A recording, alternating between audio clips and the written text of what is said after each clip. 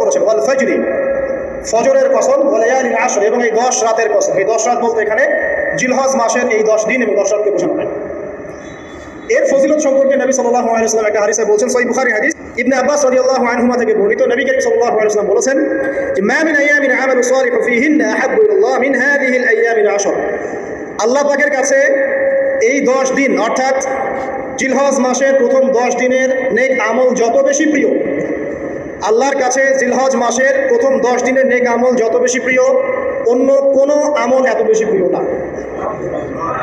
অন্য কোনো আমল, এটা বুঝতে গিয়ে সাহাবায়ে কেরাম প্রশ্ন করছেন, ক্বালু, তারা বলছেন, ইয়া রাসূলুল্লাহ, হে আল্লাহর রাসূল, বলুন সাল্লাল্লাহু আলাইহি ওয়াসাল্লাম, ওয়ালাল জিহাদু ফি সাবিলিল্লাহ, আল্লাহর পথের জিহাদও কি নয়? আমরা তো জানি ইসলামের সর্বোচ্চ চূড়া হচ্ছে আল্লাহর পথের জিহাদ। তো নবী সাল্লাল্লাহু আলাইহি ওয়াসাল্লাম বলছেন ওয়ালাল জিহাদু ফি সাবিলিল্লাহ, আল্লাহর পথের জিহাদও নয়, আল্লাহর পথের জিহাদও নয়, ইল্লা, তবে ওই ব্যক্তির কথা ভিন্ন, রাজুলুন খরাজা বিনাফসিহি ওয়া মালিহি ফালাম ইয়ারজি' মিন যালিকা বিশাই, কোন একজন ব্যক্তি যে তার জান এবং তার মাল নিয়ে আল্লাহর পথে বেরিয়ে গেছে, তারপরে কোনো কিছু নিয়ে সে ফিরে আসতে পারেনি, মানে সে শহীদ হয়ে গেছে, এই ব্যক্তির কথা ভিন্ন। কিন্তু অন্য যে কোনো দিনের আমলের চাইতে এই 10 দিনের নেক আমল আল্লাহর কাছে সবচেয়ে বেশি প্রিয়। তাহলে আমরা বুঝতে পারলাম, আমরা যে 10 দিনে এখন বসবাস করছি, জিলহজ মাসের আজকে কয় তারিখ? 1 তারিখ। এই যে আল্লাহ পাক নিয়ামতের সাথে আমাদেরকে বাঁচিয়ে রেখেছেন, এই 10 দিন আমল করার সুযোগ দিয়েছেন, এই কৃতজ্ঞতা স্বীকার করে আমরা কিন্তু শেষ করতে পারবো না। পারবো না। প্রশ্ন হচ্ছে যে এই 10টা দিন আমরা কিভাবে কাজে লাগাতে পারি। আমি সেদিকেই যাবো ইনশাআল্লাহ। তার আগে এই দিনগুলো সম্পর্কে আর কয়েকটা ফজিলতের হাদিস শুনিয়ে দিচ্ছি। তিরমিজি, ইবনে মাজাহ, মিশকাতের 128 পৃষ্ঠা একটা হাদিস এসেছে, আবু হুরায়রা রাদিয়াল্লাহু আনহু থেকে বর্ণিত, নবী করিম সাল্লাল্লাহু আলাইহি ওয়াসাল্লাম বলেছেন যে দিনসমূহের মধ্যে এমন কোনো দিন নাই, আল্লাহর দিনগুলোর মধ্যে এমন কোনো দিন নাই যেদিন ইবাদত করা আল্লাহর কাছে জিলহজের 10 দিনের ইবাদতের চেয়ে বেশি প্রিয়। কথা বুঝতে পারছেন? এরপরে নবী সাল্লাল্লাহু আলাইহি ওয়াসাল্লাম বলছেন ইয়াদুলু সিয়ামু কুল্লি সিয়ামিন মিনহা বিসিয়ামি সানাতিন, এই 10 দিনের একটা সিয়াম বা একটা রোজা 1 বছর রোজা রাখার সমান। এই 10 দিনের একটা রোজা 1 বছর রোজা রাখার সমান। ওয়া কিয়ামু কুল্লি লাইলাতিন ফিহা বিকিয়ামি লাইলাতিল কদর, এবং এই 10 রাতের এক রাতের কিয়াম লাইলাতুল কদরের কিয়ামের সমান। আমরা জানি লাইলাতুল কদর সম্পর্কে আল্লাহ পাক কি বলেছেন, লাইলাতুল কদরি খায়রুম মিন আলফি শাহর, 1000 মাসের ইবাদত হচ্ছে উত্তম। তাহলে আমরা বুঝতে পারছি যে এই 10 দিন 10 রাত কি আমল করতে হবে, এই হাদিসটা বলে দিচ্ছে, সিয়াম এবং কিয়াম। 10টা সিয়াম না পড়েন, অ্যাটলিস্ট 3টা সিয়াম পড়া যাবে ইনশাআল্লাহ। পড়া যাবে না? একটা সোমবার পাবো সামনে আমরা, ওটা রাখা যাবে ইনশাআল্লাহ। একটা বৃহস্পতিবার পাবেন, সেটাও রাখা যাবে ইনশাআল্লাহ। আর আরাফার সিয়াম পাবেন ইনশাআল্লাহ। আরাফার সিয়াম রাখলে আগের 1 বছর, পরের 1 বছর, 2 বছরের গুনাহ মাফ হয়ে যাবে ইনশাআল্লাহ আযজা ওয়া জাল্লা। আর কিয়াম সম্পর্কে আমি সামনে বলছি ইনশাআল্লাহ তাআলা। এরপরে বাইহাকির একটা বর্ণনা আছে যে জিলহজ মাসের প্রথম দশকের রাতে, জিলহজ মাসের প্রথম দশকের রাতের প্রত্যেকটা নেক আমলকে 10 দিয়ে গুণ করা হয়, 10 গুণ বৃদ্ধি করা হয়। সুবহানাল্লাহ।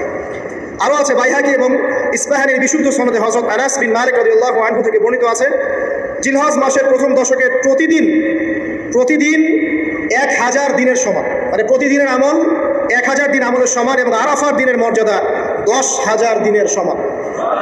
আরাফার দিন যে ব্যক্তি ইবাদত করবে ইনশাআল্লাহ তাআলা, সে 10,000 দিন ইবাদতের নেকি পাবে ইনশাআল্লাহ আযজা ওয়া জাল্লা। তো প্রথম কি করতে হবে সেটা এই হাদিস থেকে বোঝা যাচ্ছে। হাদিসটা কি? উম্মে সালামা রাদিয়াল্লাহু আনহা থেকে বর্ণিত, নবী সাল্লাল্লাহু আলাইহি ওয়াসাল্লাম বলছেন যে জিলহজ মাসের চাঁদ যে ব্যক্তি দেখবে, সে যেন তার নখ এবং তার চুল এগুলো যেন আর না কাটে। চাঁদ দেখে ফেলেছেন, কুরবানি করা পর্যন্ত এখন চুল আর নখ যেন সে না কাটে। যদি না কাটেন তাহলে কি হবে? আপনি একটা পূর্ণাঙ্গ কুরবানির নেকি পাবেন। আর একটা কুরবানির নেকি কি জানেন? কুরবানির পশুর গায়ে যতগুলো লোমকূপ আছে ততগুলো নেকি আপনার আমল নামে যুক্ত হবে ইনশাআল্লাহ। এগুলো হাদিস।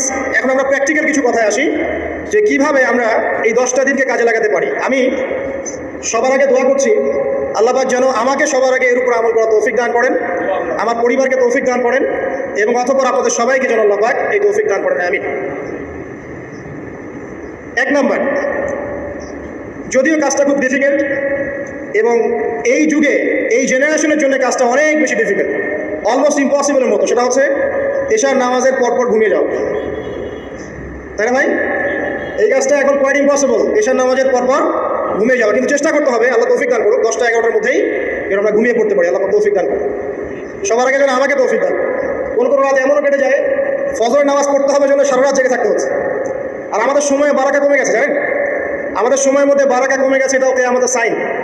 নবী সাল্লাল্লাহু আলাইহি ওয়াসাল্লাম বলেছিলেন কিয়ামতের আগে আগে একটা বছর একটা মাসের মতো চলে যাবে, একটা মাস একটা সপ্তাহের মতো যাবে, একটা সপ্তাহ একটা দিনের মতো চলে যাবে, একটা দিন একটা ঘন্টার মতো চলে যাবে। তাই হচ্ছে না এখন?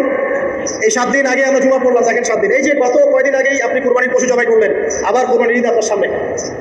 সময় খুব দ্রুত চলে যাচ্ছে, আমরা বুঝতে পারছি। এর কারণ হচ্ছে, একটা কারণ আমি ফাইন্ড আউট করছি, সেটা হচ্ছে আমরা এখন ফজরের সালাতটাকে জামায়াতে গুরুত্ব দিচ্ছি না, এবং ফজরের নামাজের পর থেকে আমরা জেগে থাকছি না। অনেকে, বেশিরভাগই যারা থাকছে আলহামদুলিল্লাহ, এই কারণে ওই যে বরকতময় সময়টা সকালে, এটা আমরা পাচ্ছি না। এই কারণে দিনটা আমাদের ছোট হয়ে আসছে, দিনে কাজগুলো আমরা শেষ করতে পারছি না, রাত জাগতে হচ্ছে, আর রাত জাগলে তো ফজরে ওঠা সম্ভব হচ্ছে না। সো এই সমস্যাটা হচ্ছে ফজর কেন্দ্রিক, ফজরটাকে গুরুত্ব দিতে হবে সবচেয়ে বেশি। আল্লাহ পাক আমাকে তৌফিক দেখ, আপনাদের সবাইকে তৌফিক দান। এই 10টা দিন আমরা প্র্যাকটিস করবো ইনশাআল্লাহ। রমাদান মাসে আমরা যেমন প্র্যাকটিস করেছিলাম 1 মাস আল্লাহর আনুগত্যের, এই 10টা দিন উৎসবের উৎসাহ নিয়ে আমরা আবার প্র্যাকটিস করবো ইনশাআল্লাহু আযজা ওয়া জাল। আর এই বিষয়গুলো বেশি বেশি প্রচার করবেন অনলাইনে, কারণ আমাদের জাতিটা, আমি জানি না সৌভাগ্য না দুর্ভাগ্য, আমরা খুব ইস্যু পাগল জাতি।